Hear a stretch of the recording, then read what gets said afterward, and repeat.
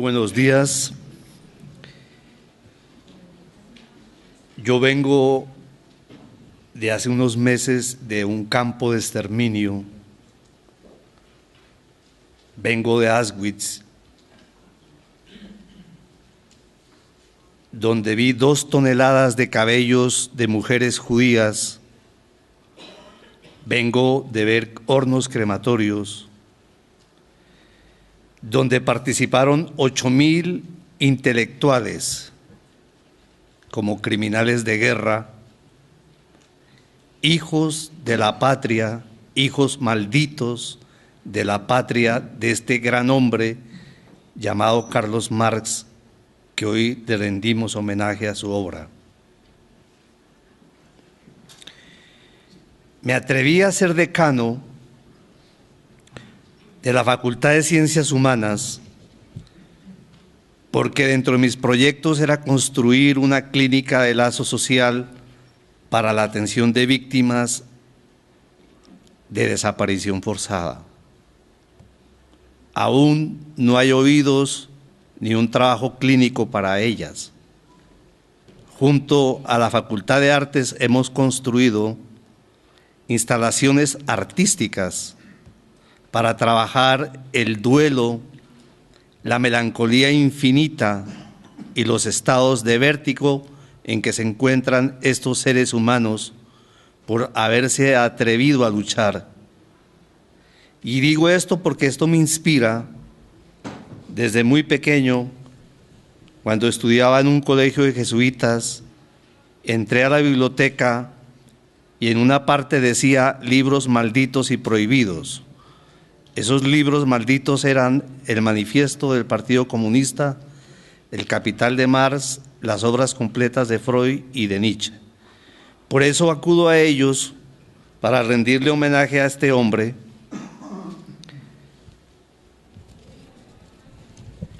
Y hice unas pequeñas reflexiones como aportes al inmenso esfuerzo que se ha hecho a la vigencia del capital. La duda, la incertidumbre, lo inasimilable y las sospechas son significantes que habitan el alma de los seres humanos notables. Entre ellos, grandes escritores, artistas, filósofos, que ponen en cuestión las verdades absolutas y dogmáticas que por muchos siglos han mantenido la humanidad en un estado aparente de tranquilidad, lejos de la inevitable angustia que nos inflige el discurso de la ciencia y del conocimiento. El gran filósofo francés Paul Ricoeur, excelente lector de los maestros Marx, Nietzsche y Freud, hace un seguimiento riguroso de sus monumentales obras como El Capital, La interpretación de los sueños y El nacimiento de la tragedia. Elabora una frase que se volvió universal.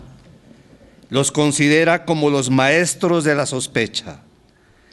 ¿De qué nos hicieron sospechar estos textos tan vigentes y de inevitable lectura? ¿Y qué mejor citar a uno de ellos?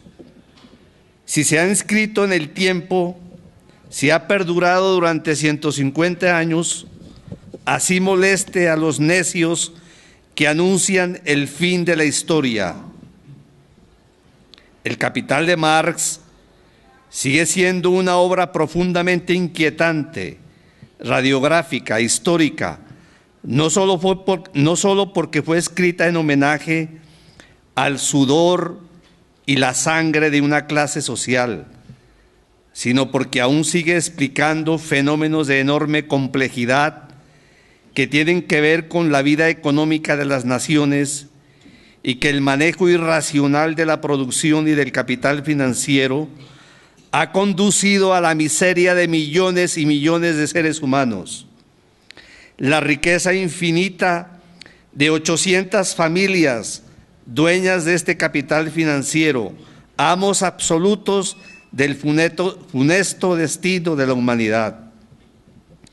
Hablar del capital es hablar de una gramografía que deletrea un escenario de penumbras, de sombras que opacan la existencia del ser, que camina por un desierto ominoso, siniestro y de arenas movedizas.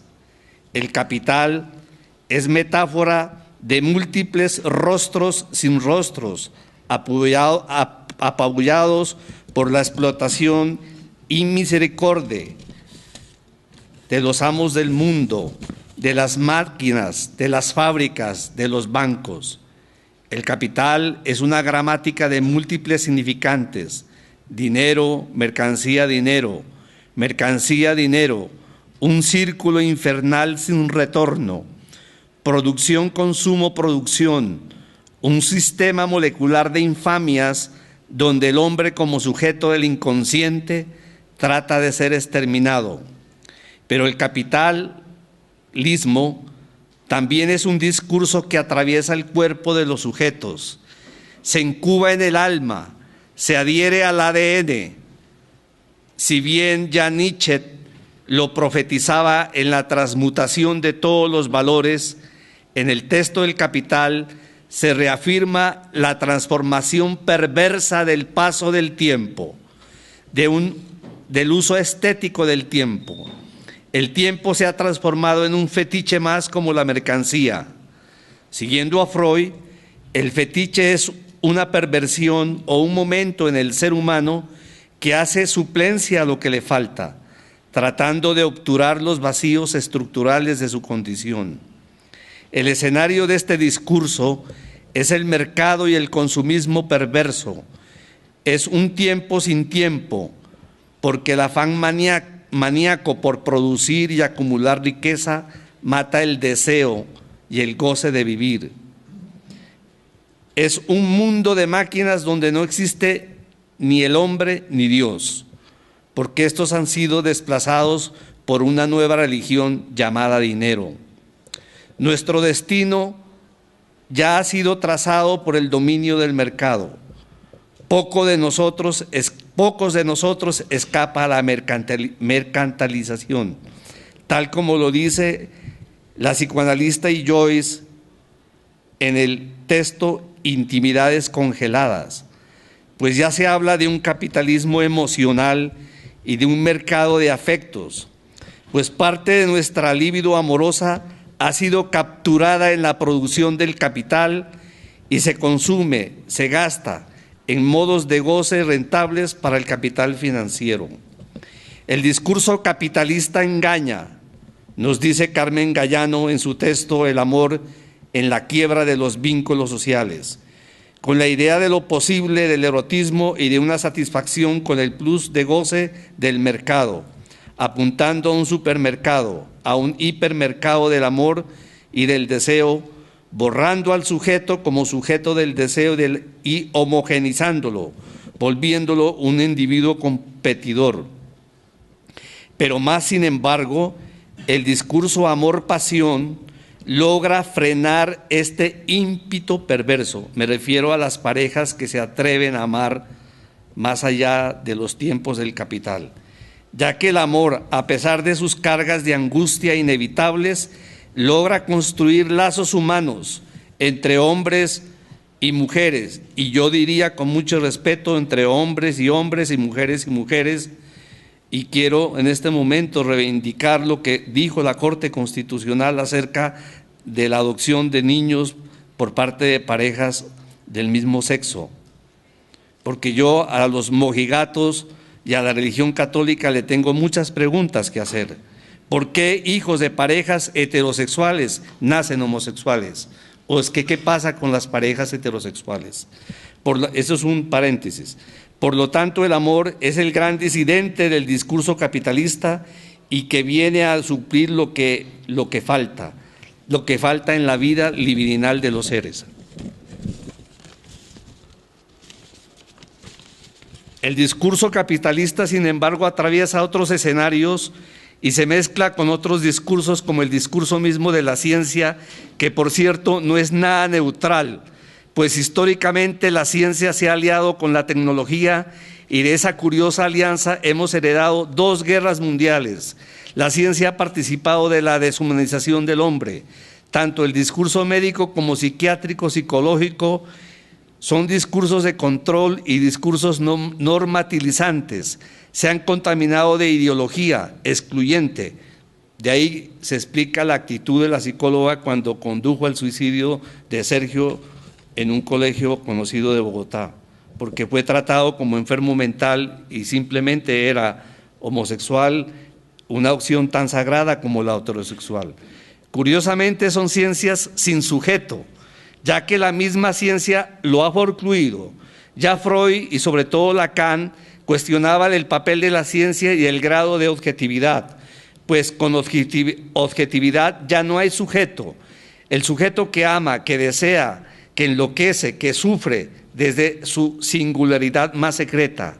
Lo real de esta ciencia es un real que no tiene en cuenta las respuestas íntimas, singulares de cada ser humano frente a aquello que lo traumatiza, como es tanto su miseria psíquica o su miseria económica. Por lo general, las respuestas de la ciencia son respuestas estandarizadas, generalizadas, universales, donde no tiene en cuenta las preguntas fundamentales que se hace el hombre frente a sus fantasmas, donde lo particular de cada sujeto desaparece.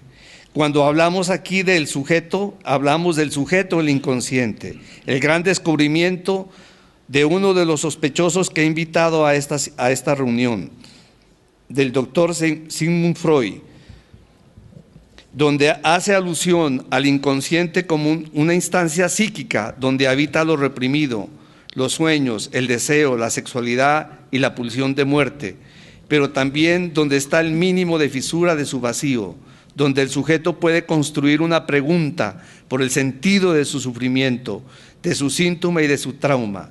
Este maestro de la sospecha le infringe una nueva herida narcisista a la vanidad de los hombres, pues no solo fue Darwin y Copérnico que nos produjeron profundos dolores a nuestro amor propio, sino que fueron grandes descubridores de lo que fue la ciencia frente al descubrimiento de que la Tierra no era el centro del universo. Y tuvimos también que aceptar con humildad que no somos hijos de un mito misógeno que nos ha conducido a genocidios y a sentimientos homofóbicos contra la dignidad de millones de mujeres. Me refiero, y lo digo con cierta gracia, al polvorete de Eva, que ha costado muchísimo, muchísimo dolor a las mujeres. Freud es sospechoso por todas las instituciones normativas, religiosas y médicas, baja del pedestal narcisista a un pretendido hombre unificado, armonioso que duerme la siesta del sentimiento oceánico. Pues no, el hombre es un sujeto escindido, habitado por múltiples fuerzas intrapsíquicas de un hombre que ingresa dramáticamente al mundo de la cultura, porque tiene que ser expulsado del paraíso terrenal. Pues el paso de la naturaleza a la cultura implica ser asistido por el lenguaje que le preexiste, preso por un superyo feroz y culpabilizante que lo atormenta por lo que desea, por lo que no hace, por sus triunfos que se convierten en fracasos, por profundos sentimientos de culpas infundados, por culpas inconexas que le hacen sentir culpable y criminal previo al insuceso. Aquí yo quiero atar un poco al tema de los profundos sentimientos de culpa en mujeres que derivan del Génesis, y ahí articulo dos textos, el malestar en la cultura y el porvenir de una ilusión, donde se trabaja el tema de la culpa y la sexualidad reprimida. Por otro lado, una instancia psíquica denominada yo, que es la conciencia, instancia psíquica imaginaria que cada ser humano tendrá que construir en un proceso complejo de identificaciones con el otro. Un yo que no participa en los escenarios más importantes de la vida, como en la elección de objeto amoroso, ya que el sujeto que ama no es el sujeto de la conciencia. Esto lo he podido comprobar en muchos pacientes que después de 20 años de un infierno amoroso me dicen: yo cómo fui capaz de enamorarme de esa mujer o de ese hombre. Entonces, ¿quién fue el que amó en ese lugar? Tampoco ni tampoco es el sujeto de la conciencia ni el sujeto del discurso, en tanto que todo lo que decimos y en lo que decimos no logramos decir todo lo que nosotros queremos decir. Por otro lado, en la interpretación de los sueños, texto enigmático para los profanos que desconocen que la vida onírica no tiene como escenario el cerebro, sino otra instancia psíquica denominada inconsciente. Ya el maestro Freud se refería a los sueños como el camino regio para entrar al inconsciente. El libro de la interpretación de los sueños, publicado en 1900, funda una nueva concepción de la vida anímica. Por primera vez un ser humano logra descifrar una gramática enigmática, puesto que los sueños pueden ser interpretados, develando una nueva ética en relación a las verdades incómodas al campo de la conciencia que tienen que ver con deseos reprimidos de la vida sexual de los seres humanos. ¿Cómo me gustaría interpretar un sueño del Procurador de la República? Los sueños son parte de las formaciones del inconsciente, como los lapsus, los síntomas y los sueños. En el libro de los sueños, Freud descubre el significado de las elaboraciones oníricas, como la condensación y el desplazamiento, que tienen que ver con la historia subjetiva y que son representaciones simbólicas de los deseos reprimidos. Freud nos devela que lo recordado del sueño tan solo devela un momento deformado y reprimido por la censura onírica. Por lo tanto, el recordar es simplemente un contenido manifiesto que oculta la verdad de uno de los rostros enigmáticos que tiene nuestra estructura del síntoma. Pero el inconsciente también es metáfora y metonímia de la guerra y de la paz que libramos al interior de nuestra vida psíquica. Deseos siniestros nos acompañan en nuestras diatribas y paradojas, como el parricidio y el incesto, los deseos de matar convertidos en la pulsión de muerte. Incesantemente nos habitan. Entendemos la pulsión como un empuje psíquico, como un circuito demoníaco que no deja de acariciar y de ser cercados por la guerra. Guerras eternas y malditas que a lo largo de la historia nos han permitido entender cosas espantosas, como la muerte de 1.500.000 judíos, gitanos, homosexuales, mujeres, a nombre de un ideal espantoso. 80 millones de alemanes se arrodillaron y se enceguecieron frente a un solo discurso psicótico, homofóbico, misógino de Hitler. Yo traje varias películas de Auschwitz y entre esas traje una película magistral, histórica, que se llama El triunfo de la voluntad, y fue cuando Hitler llegó a Nuremberg, donde más de 2 millones de personas se arrodillan frente a este loco, y queda la pregunta, o sea, ¿por qué optamos por enamorarnos de un líder, de un pastor, en este caso en Pasto, como de un pastor pederasta, Pastor Gámez, donde muchas personas aún lo siguen amando? ¿Por qué millones de seres humanos optaron por amar a un líder que encarnaba la pulsión de muerte, descubierta por Freud en el texto Más allá del principio del placer? Una pulsión de goce mortífera, un goce que necesita del dolor y del sufrimiento para sostener una postura siniestra que nos aleja de la escena de la angustia de amar, de vivir, de desear y de crear. No es más que recordemos lo que pasó hace 30 años, donde hoy empiezan a emerger ya algunas verdades de torturas y de seres humanos que salieron vivos del palacio. Por cuestiones de tiempo voy a resumir y voy a hablar de dos cositas. Ya el doctor Freud habla en El malestar de la cultura sobre temas trascendentales donde el hombre tiene que enfrentarse no solo a las dificultades de la naturaleza, sino a protegerse de sí mismo y del otro. Todas sus energías trazan un dispositivo para protegerse de la naturaleza y de las relaciones complejas que vivimos los seres humanos, ambivalentes, hostiles.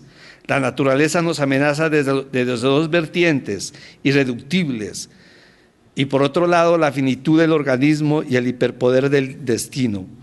No es más que hace 30 años nos sucedieron dos cosas espantosas. Por un lado, lo de Armero, que es